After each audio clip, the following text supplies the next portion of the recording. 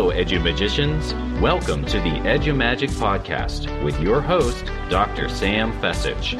Dr. Sam is a professor of education, author of EduMagic, and a pumpkin spice latte fan. This podcast is designed for pre-service teachers.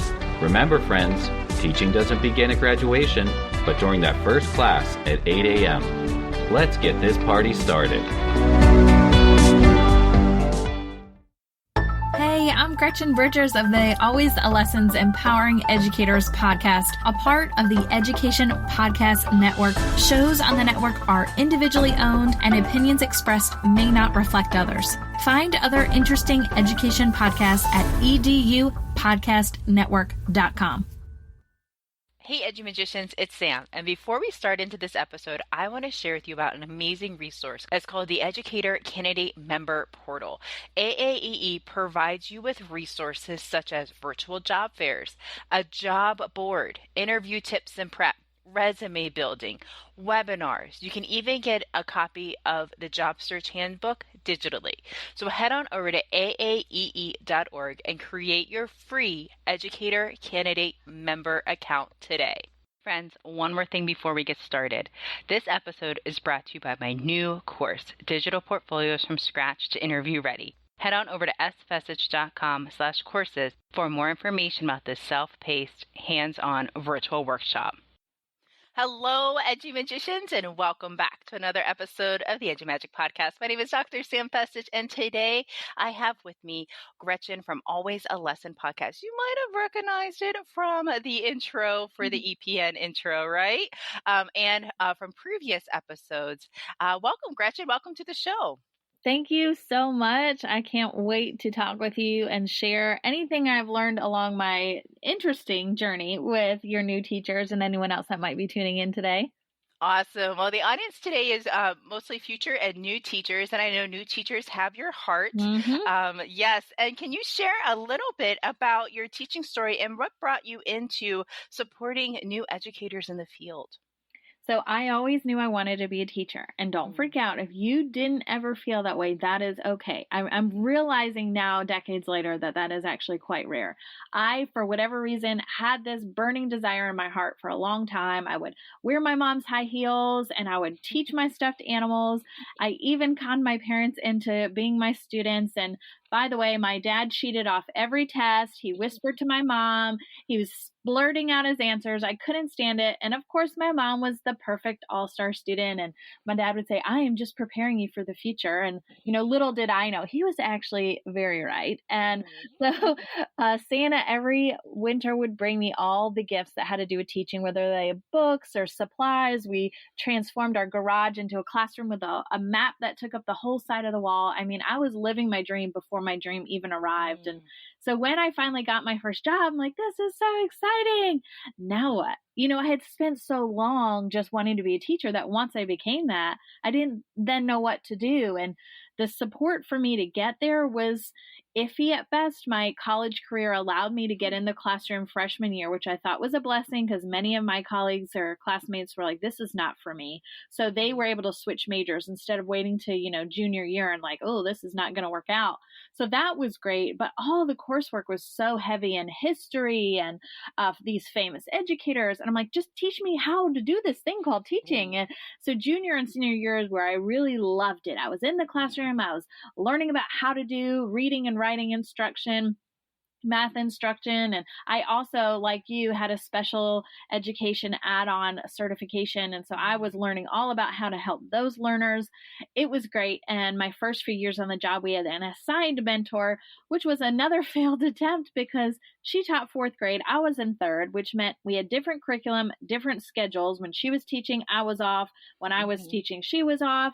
We were in different hallways. So as you can imagine, I didn't use her very often. And she was getting a stipend to help me, which is not her fault, but it was just more frustrating that I was now bothering my colleagues with all my questions.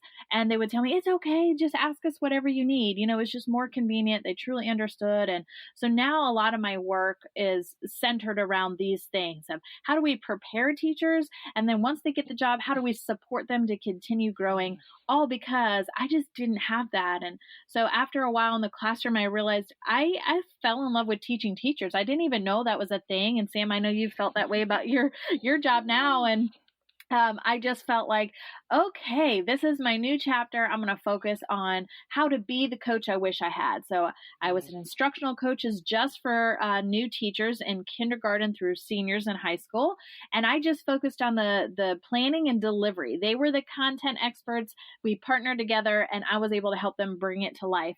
And that was great. And then it was time to build a family. And I said, well, I can't work this crazy schedule driving to all these schools around my large district. How can I do this job, but for myself? And so I took my blog that I had been writing about all my wonderful lessons I was learning, always a lesson, and I now created, my life and my brand. And so I have courses for teachers, and we've got swag and a podcast, the Empowering Educators podcast, which you were a guest on, and the blog and all the things. And I'm like, this is the most rewarding thing, being able to help nationwide. I no longer only have to focus on new teachers. I no longer only have to focus on people in Charlotte, North Carolina. And I am like, wow, all these things that I have been through, all these trials, all these ups and downs, I am now able to help people avoid them or at least deal with them when they come. And man, it's rewarding. So I'm super thankful. I hope you don't mind that super long answer, but that is my journey. I loved it. That was fantastic. And whenever you were in college and whenever you were thinking about being a teacher, did you ever think that your journey would lead you here where you are today? No. Yeah. And I think I was really just focused on that next step. And then when that next step happened, I kind of felt like, oh, I guess I should have thought what happens next. And you don't have to, but I think the beautiful nature of your story and my story is it evolves as we evolve. As we gain skills, the next chapter revealed itself, and we had the courage to follow along and gain new skills and new ideas. And it's almost like the light inside me was all for becoming a teacher. And then when I did that for a decade, it bloomed for something else. And so it's okay for your dreams to change. And I never left education. I just left the classroom to help in a bigger way. And so don't feel like you have to have it all figured out, but do allow yourself to dream and do allow yourself to take a risk and go a different direction or follow an opportunity, because you just never know what's going to open up in front of you. I love how you shared that with every step of the way. You stepped into that new role, you stepped into that opportunity. And as teachers, there's always something new to learn, something new to keep going and keep learning with and keep growing. In our journeys, we might think when we enter college that it's a straight shot, like a straight path to our education career in our dream classroom. But oftentimes it has twists and turns. There might be dead ends. You might have to do a U-turn. And thinking about like that journey and where we are today, but we weren't there right out of the gate, right? We didn't even know that these opportunities to support new and future teachers were an option. Right. I think it's just so cool to hear other people's journeys and, talking with other people who are from the Education Podcast Network and hearing their stories in education. It's interesting because you're like, oh my gosh, you're such an amazing teacher. Surely you were always like this, right? No. Nope. We all learn and grow. So tell me about what gets you excited to help support new teachers through Always a Lesson. What I know you talked about the beginning of your journey, but what keeps you going back, writing those blog posts, creating those courses? And you got to tell us about the courses, by the way. Yeah. So tell us all the things. What keeps you excited and coming back to supporting our new teachers nationwide, like you had mentioned? I just learned a lot of hard lessons, and it took me way too long to be great at teaching. And I think had I had better mentorship, not that that person wasn't a great mentor. What I mean is better aligned to what grade I was teaching, to my schedule, like greater access, that I could have become better faster. And we know that when teachers are proficient in their craft, that students are able to achieve higher. So if our goal is it's all about the kids, we got to do everything we can to help the kids, then it's actually about the foundation, which is the teacher. We have to invest more in ensuring they have ongoing diverse opportunities for learning. That means not a one-size-fits-all PD or college courses that are just teaching you the basics. We really need to go deeper into the how and into the why and what this is going to look like for you. It's got to be more personalized and it has to be ongoing. And I think the more that I learn, the more I realize, oh, wait, I got to pass this on. And so I wrote a book, Elementary Education 101, what they didn't teach you in college. That was my first attempt at really trying to get all my answers in one place. And then I've created courses for new teachers as well. And just, it's called the New Teacher Academy, just really trying to give you any gist, any help of how I wish someone would have condensed some of those college courses, because there are some helpful points, but then spent more time on the back end of the how piece and giving the tips and the tricks and the nitty gritty. And I think my passion to keep giving is because I keep learning and growing myself.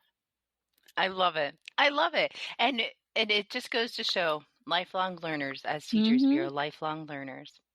So, Gretchen, can you share about, let's talk to our student teachers who are listening. Maybe they are, how can we empower our student teachers this spring?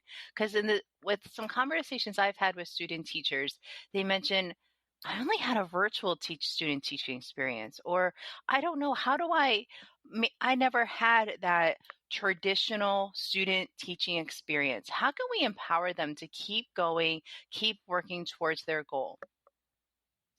I wouldn't even worry about the field is now leveled. No one's been through this, so it's almost like you are just as experienced as everybody else. And so that should kind of take the pressure off of you having to know how to do everything, because no one knows what they're doing and they're all trying to hustle in the backgrounds to figure it out.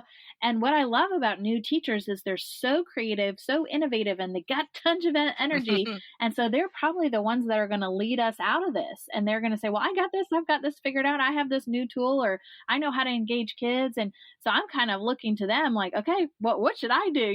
What do you think is best? And so just embrace this opportunity to come out of it feeling like you're a veteran, because you're willing to just put yourself out there first, try new things, be uninhibited in your mindset and in your tactics. And I think you're going to have the best experience, because you've taken that pressure off of, gosh, I'm a newbie. I don't know what I'm doing. Everyone else here knows know what nobody does. And because of that, you're going to be able to shine so much faster. Oh my gosh. I don't know. You can't see my head shaking, but I'm shaking my head. Yes. And I got the goosebumps whenever you said, no one has been through this before. And you are, and they're shining bright in this area, new tools and strategies and techniques.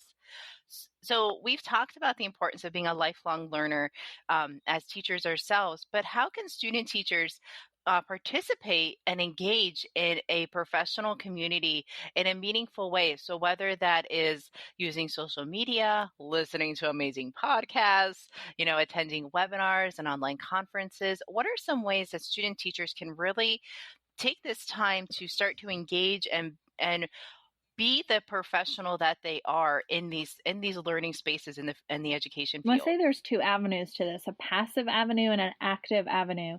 Passive meaning you can read books, you can attend courses or conferences, and you can participate in podcasts by just, putting them in your ears and gleaning from them what you want, because you get to pick what you listen to. So those are some great ways to just build up your knowledge base. Keep a journal of anything that you find interesting or new information. So that way you're actually going to take the new knowledge and put it into action. But there are active ways that you can participate on social media. Find educators who are teaching the grade level you want or in the area that you want to teach in, and follow them, and not just watch what they're doing, but ask them questions in their direct messages or reply in comment sections. You can also attend any live interactive conferences where you can do Q&A with some educators. You can also get on podcasts and be a guest and say, hey, I am a future educator. Here's questions I have, and have the guest be able to pour into you. You can even attend any event online that would be like a ed camp, where you can informally go in and just be a fly on the wall and ask questions. And ed camps are really informal and the topics just kind of come up. So there's really no anything to prepare. And I think lastly, I would say if you truly want to better your craft, you have to get interactive, like a Twitter chat or I am loving the Clubhouse app.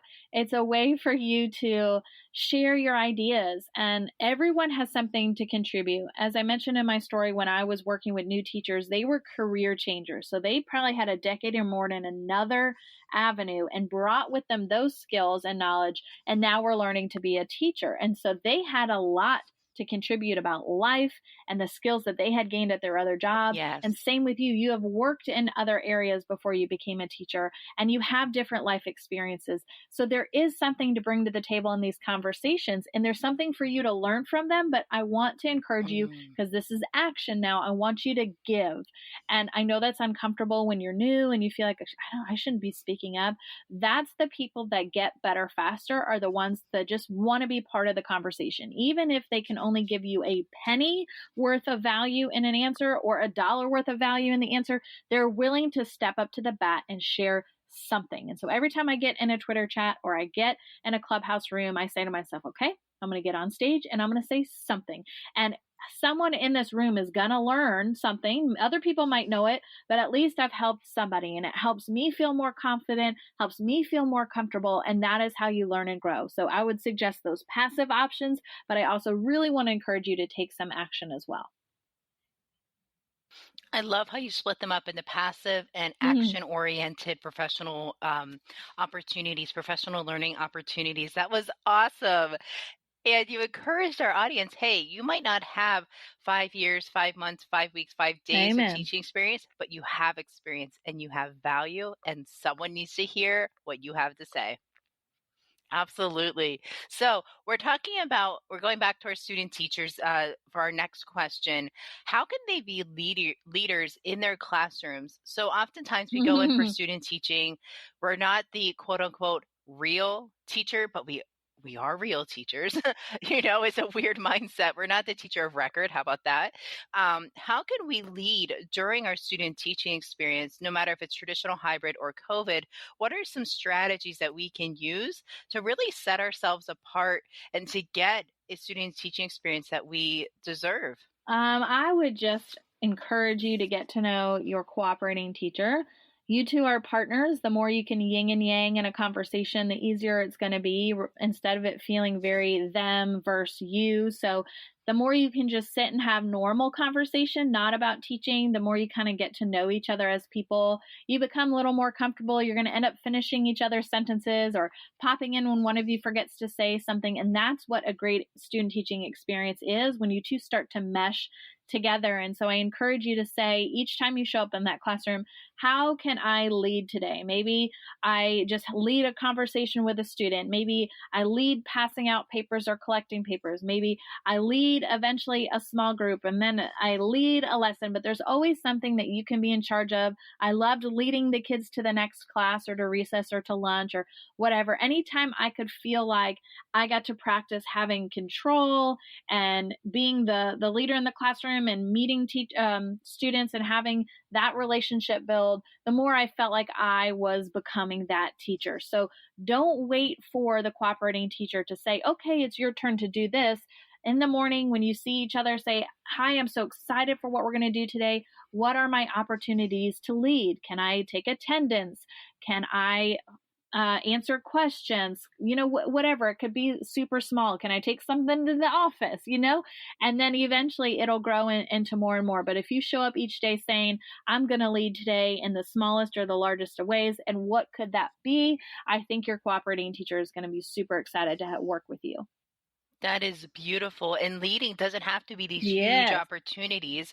They can be in the small areas as well. Gretchen, I have loved this conversation. I feel like we were really vibing with lots of our strategies and advice for our new and future teachers. How can my listeners get in touch with you and find out more about your book, your courses, of course, your podcast, and the work that you're doing? All right, go to my hub. It's alwaysalesson.com. At the top, you'll see all my social media handles. Pick the one that you like to interact on. I'd love to hear your story. I'd love to answer your questions. The podcast there, the blog is there, the courses, everything. That's why I call it the hub. Always a lesson on most social media accounts. And I truly am here to support you. So do not be shy. I don't think you're a stranger that's weird asking me questions. I'm excited to help you.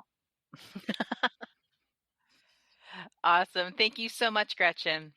You are welcome. I appreciate the opportunity. All right, friends, I love that episode with Gretchen. Here are my 5 takeaways from this episode. First, it's okay to dream as a teacher. 2, teachers are lifelong learners, edu-magicians. We know this.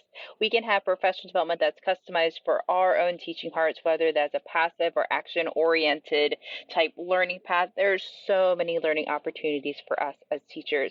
And if you are a student teacher during this time, it's okay. Embrace that you were a student teacher during COVID. It made you stronger. You learned about flexibility, thinking on your feet, trying plans A, B, and C, and that is great skills to have in the teaching field. And last, be a leader in your student teaching experience. Start to lead in small ways. Those will add up and grow into larger ways for you to lead and learn. Friends, if you are loving these episodes, please tag me over on Instagram or Twitter. You can find me at sfessich. That's SFECICH. I would love to hear what you are thinking about these episodes. And if you are enjoying these episodes, then you're going to love the books Edu-Magic, a guide for pre-service teacher, and Edu-Magic Shine On, a guide for new teachers. I am so excited to just be a part on your teaching journey. Have a fantastic day and see you next week. Bye for now.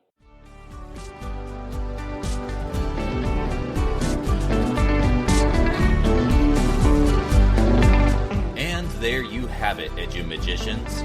If you enjoyed this episode, please subscribe and share it with your friends.